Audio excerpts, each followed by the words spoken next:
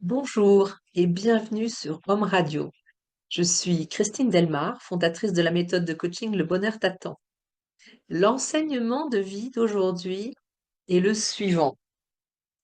Le ciel est là pour vous aider. Et pour parler de ce sujet qui m'est extrêmement cher, je vais vous raconter une histoire qui m'est arrivée. Vous savez, maintenant, il m'arrive des tas d'histoires incroyables. Eh bien, celle-là, elle fait vraiment partie du top de ma liste.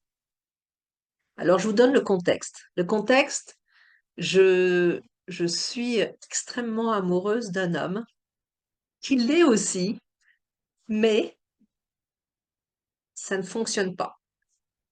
Il ne veut pas venir vivre avec moi, des raisons qui lui sont propres, malgré l'amour éternel qu'il a pour moi. Je reprends ses mots quand il me parle d'amour. Quand je parle d'amour éternel, ce sont ses mots à lui. Et je suis dans une très, très, très grande souffrance. Et que faire quand on est en très, très grande souffrance? Eh bien, moi, je me suis dit, eh ben, tiens, je vais aller apprendre à méditer en Inde parce que quelque temps auparavant, peut-être 1 ou 2 ans auparavant, alors que j'étais limite burn-out, j'avais assisté à une journée et demie de méditation avec un maître, Gata, un maître indien, et j'en étais ressortie beaucoup mieux. Et donc, je me suis dit, ben, voilà la solution que j'ai, et puis en même temps, j'apprendrai à méditer avec un maître. Ça sera formidable pour moi. Donc, je décide de partir en Inde, donc apprendre à méditer euh, avec Gata. Et auparavant, je prends quelques jours pour me reposer avant à Cochin, pour être plus précise. Et avant de partir, je vois donc ce fameux, ce fameux amoureux.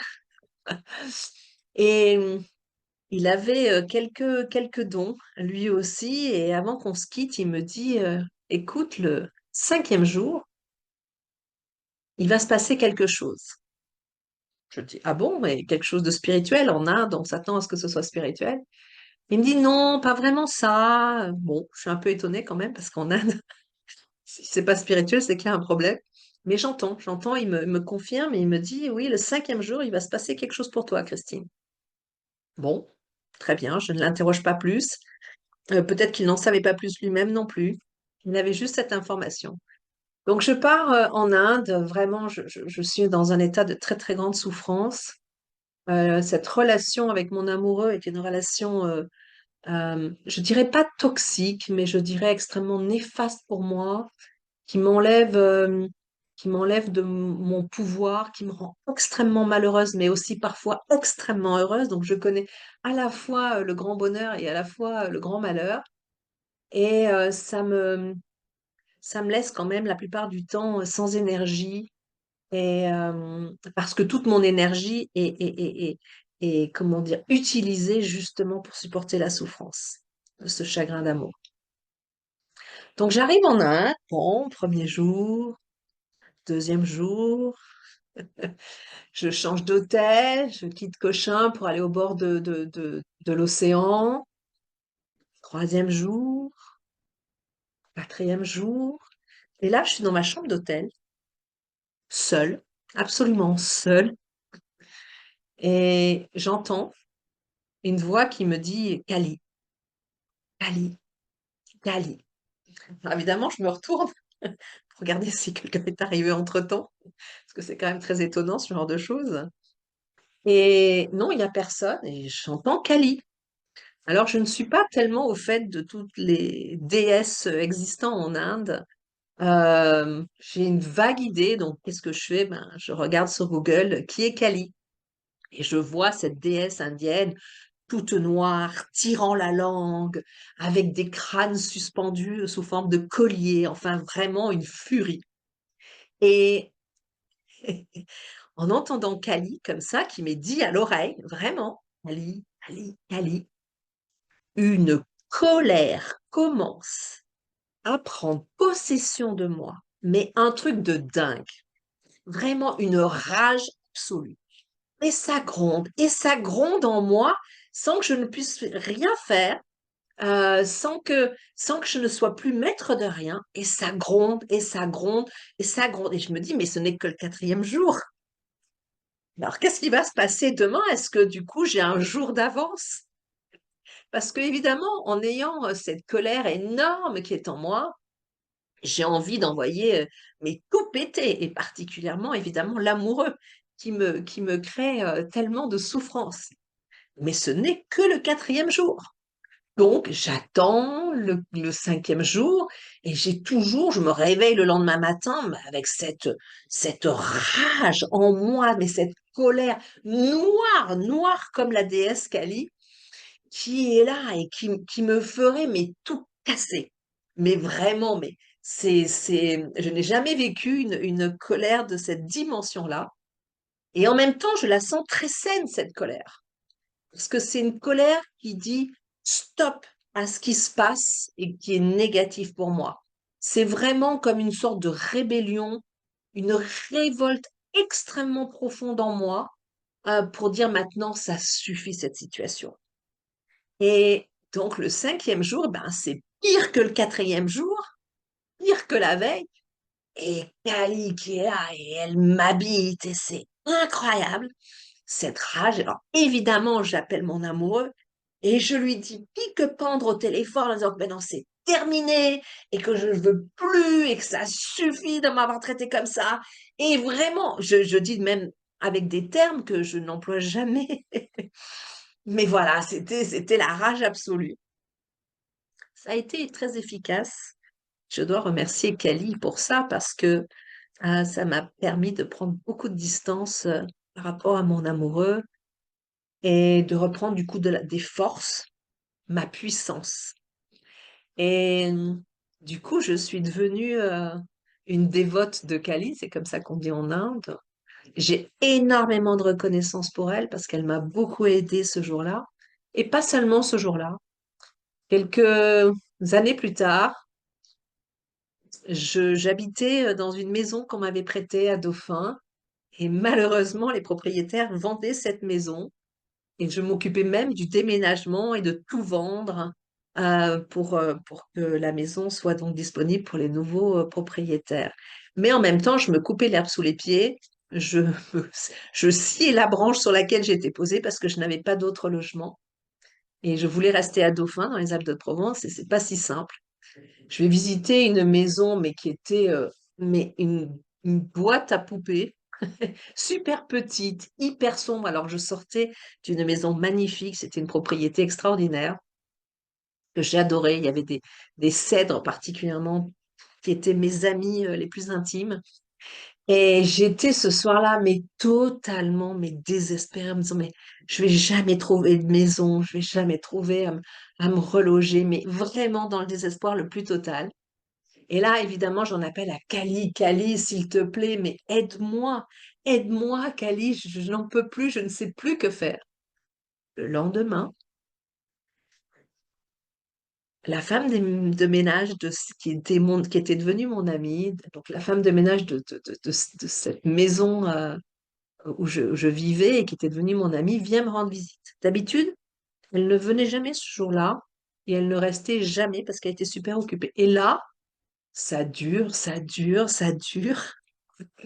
Et moi, je vois le temps passer, j'ai les cartons à faire, je suis hyper pressée, j'ai vraiment pas le temps pour faire la conversation, mais elle reste, elle reste. Elle me dit, bah alors Christine, qu'est-ce qu'il en est en fait de l'annonce que tu as vue là sur cette maison à louer à Dauphin? Bah, je dis, écoute, moi, je veux vraiment pas payer une agence immobilière, je suis à côté, vraiment, je trouve ça idiot de payer une agence immobilière, donc non, je n'ai pas donné suite. Elle me dit, mais écoute, pourquoi tu en parles pas à quelqu'un qui travaillait à la mairie et qui était venu acheter des meubles donc de ses propriétaires américains?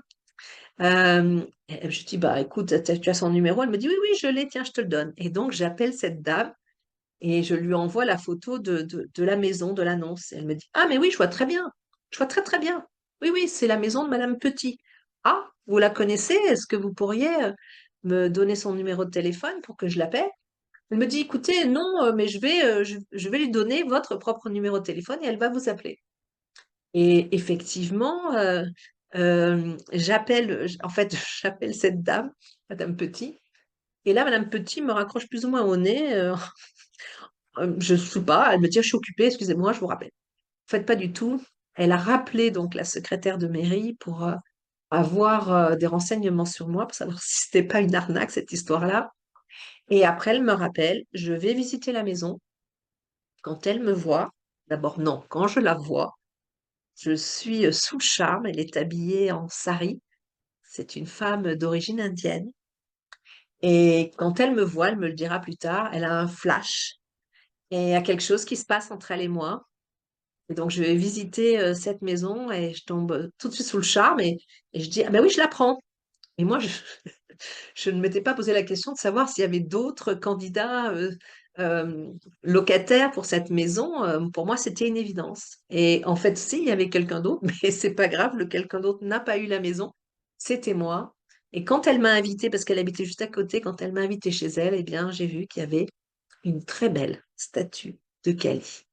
Donc voilà mon histoire sur Kali, qui est d'une grande aide, qui n'est pas une déesse facile, parce que c'est une déesse qui travaille beaucoup sur l'ego, qui ne fait pas dans la dentelle, mais qui est tellement bonne, tellement aimante. Euh, Moi, j'ai énormément d'amour pour elle et évidemment de reconnaissance. Donc voilà pour Kali. Donc il faut savoir entendre parfois des choses un peu étonnantes, comme cette intervention du ciel qui m'a soufflé dans l'oreille Kali, Kali, Kali. Et quand on accueille ça, eh bien après, ça entraîne de très très belles histoires. Et il y en a même une troisième avec Kali. Je reçois un jour par WhatsApp un message d'une Indienne que j'ai rencontrée dans un hôpital ayurvédique. Je vous ai raconté que j'ai rencontré Elias et que donc je l'ai accompagné jusqu'à la mort et on s'est passé par un hôpital ayurvédique où je rencontre cette Indienne. Et elle m'envoie un WhatsApp en me disant, bon, enfin un WhatsApp qui est en fait une photo d'un extrait d'un livre sur Kali. Bon, alors évidemment, je regarde, mais je suis à cette époque-là épuisée parce que c'est la même époque du déménagement, donc je dois vendre tous les meubles, déménager cette très grande maison et tout repose sur moi, donc je suis absolument épuisée. Et là, je reçois, donc je lis et je me dis, ah bah tiens, c'est très bien écrit, je la remercie quand même, je prends le temps, je la remercie. Et elle me dit, est-ce que tu veux être en contact avec l'auteur? Ben, oui, avec plaisir. Alors tout ça se passe en anglais, donc il n'y a pas de genre féminin, genre masculin. Est-ce que tu veux être en contact avec l'auteur? Ben oui. Alors dans ma tête, je me dis, non, pas tout de suite, vraiment, j'ai vraiment autre chose à faire, mais poliment, je réponds oui. Elle me donne un numéro avec un nom, Ekta. Bon, femme, homme, j'en ai aucune idée. Et un numéro en Angleterre. Et évidemment, je le répète, absolument épuisée. Donc, parler anglais, c'est juste au-delà de mes forces. Et puis, allez, je prends un jour juste les 5 minutes d'énergie que j'ai pour écrire à Ekta. Je ne sais pas qui c'est, je n'en sais pas plus. Et là, je lui raconte mon histoire, celle que je viens de vous raconter, que Kali est venue à moi quand j'étais en Inde pour m'aider dans une situation amoureuse très difficile. Et là, elle est très touchée par mon témoignage et on commence à échanger par WhatsApp. Et elle me dit, ah, est-ce qu'on peut se parler? Et là, je répète, j'ai été absolument épuisée. Genre, mais non, je vais jamais pouvoir sortir un mot d'anglais, même si je suis assez, comment dire, assez fluent, comment dire, même si je parle bien anglais. Et là, pareil, j'attends d'avoir une petite once d'énergie supplémentaire et je l'appelle. Je l'appelle et on parle. Et en fait, c'est un coup de foudre amical. Donc, Ekta est une femme. Elle a écrit effectivement un livre sur Kali sous sa direction, j'allais dire. C'est Kali qui a dicté le livre à Ekta. Et vraiment, c'est une rencontre magnifique, un coup de cœur absolu mutuel. Et tellement qu'on est devenus extrêmement amis, on s'est rencontrés par la suite. Hein, elle habite en Angleterre, moi j'habite en France. Et on est très, très, très liés parce que on partage notamment cette, cet amour pour Cali, cette dévotion pour Cali. Et aussi parce que, évidemment, nos personnalités font que on s'entend très très bien. Donc voilà, Kali est là partout. Euh, pour moi, ça a été Kali. Ça pourrait être un autre dieu, une autre déesse indienne. Ça pourrait être une autre forme du divin. Peu importe. Moi, j'étais en Inde, donc c'est normal un peu que ce soit une déesse indienne. Et comme je suis féministe en plus, bah, une déesse comme Kali, super puissante, évidemment que ça me parle beaucoup. Et voilà, donc il faut, j'allais dire, être capable d'accueillir ces événements un peu extraordinaires, il faut bien le reconnaître, hein, qui arrivent et qui sont là pour nous aider dans des situations difficiles. Voilà, je vous souhaite une très bonne journée et je vous dis à très bientôt sur Home Radio. Au revoir.